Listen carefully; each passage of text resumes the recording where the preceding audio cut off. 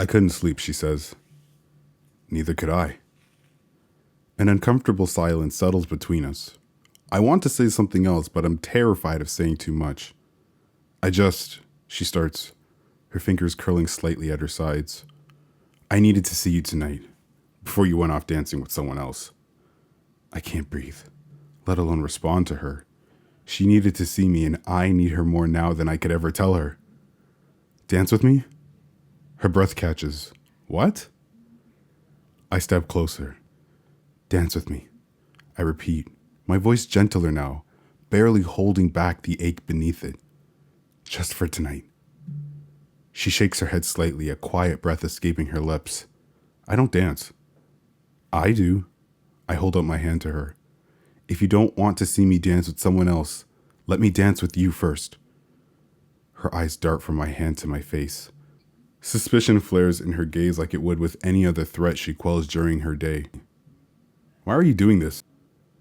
I don't have an answer. I need one moment where she isn't my guard, standing distances away from me where I can't reach her. So I wait silently, praying to the gods I don't believe in that she joins me. And after what feels like a lifetime, she reaches out and places her hand in mine. Before she can stop me or I can talk myself out of it, my hand makes a whisper of contact at her waist. She's not wearing armor, but her body is tense, and she's staring at my feet like they're conspiring against her. Relax, I murmur. It's a dance, not a duel. Her eyes sharpen, which would normally be intimidating if a smile wasn't at the corner of her lips. This is stupid. It's not stupid. You're learning. I guide her through a small turn, keeping the rhythm gentle, then stepping into a twirl. Careful not to rush her, but I can't help teasing.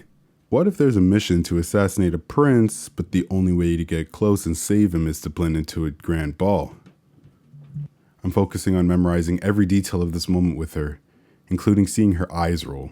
Are you serious right now? If you don't know how to dance, you'll stand out immediately.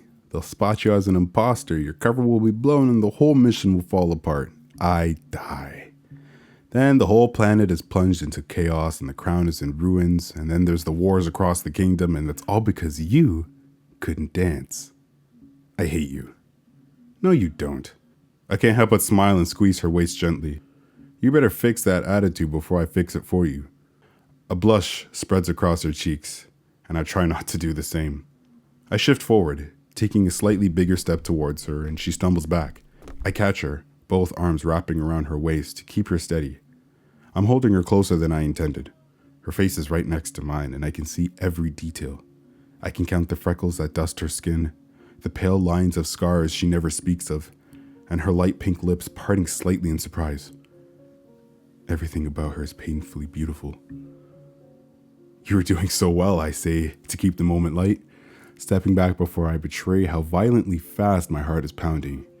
You just what? She grumbles. Just got too distracted by my charm, clearly. She glares up at me, but the stubborn spark in her eyes is warm and shining through her annoyance. I dare her to try again, slower this time. My hands remain steady at her waist, and I feel the tension slowly leave her shoulders. Her eyes stop looking down at her feet every few seconds. Her fingers relax. Her touch is no longer a death grip on my shoulder.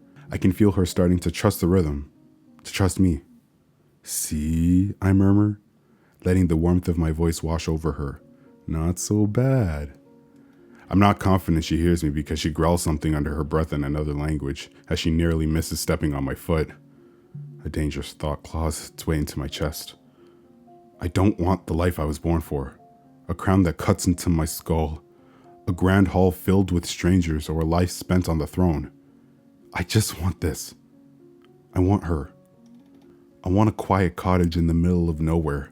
Mornings spent wrapped around in each other's arms and tangled in sunlight sheets. Days living a real life that matters.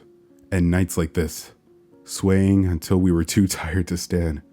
The world could burn away until all I had was her, and I'd be the happiest man on any planet. But that can never be mine. Not when I'm a prince, and she is my sworn guard. Not when the walls between us are too tall to scale and carved with the blood and consequences. I take another slow step, and she follows me. Her hand warm in mine, her fingers twitch slightly.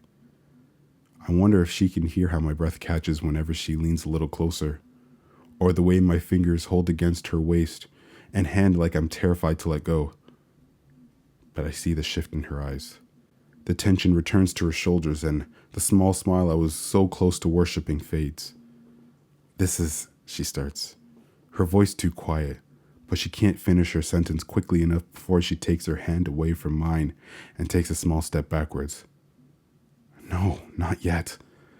I try to swallow down the ache in my chest. I don't even know what I'd ask for if I could speak. For her to stay and let me pretend just a little longer? "It has to be this way," she whispers, the words a knife twisted in my chest. You keep saying things like that," I choke out, hating how pathetic I sound. "Like if you say it enough, it will hurt less." Her face splinters into anger and an emotion so broken I can't even identify it. "What do you want me to say, Lumen? That this is killing me? That I can't just stand here and pretend that I don't?" She looks away, a shaky breath leaving her. "None of that changes anything," she chokes out. She does care. God's help me, she does. And I can't let her walk away from us like this. I close the distance between us before I can think and rush towards her. Before reason can steal this moment, I press my lips to her in a desperate kiss. She gasps against my mouth, and for a heartbeat I'm terrified I've made a mistake. But she kisses me back, and my body melts against hers. Her lips crush against mine, and my knees buckle slightly before I can collect myself. Her fingers bunch into the front of my tunic, pulling me closer, and I pour every dream, every hope, and every word I can't say into her. My other hand moves to her waist and tightens around her, pulling her even closer.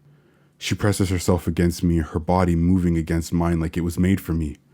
But I can feel the tremor in her hands and her breath as it hitches between desperate kisses. Just as quickly as this moment began, it's over. Talia pulls back and I freeze. My entire body screams for me to fight this, but there's nothing I can do as her fingers unwind from my tunic. I want to reach for her again, to pull her back, to say something to change this. We can't.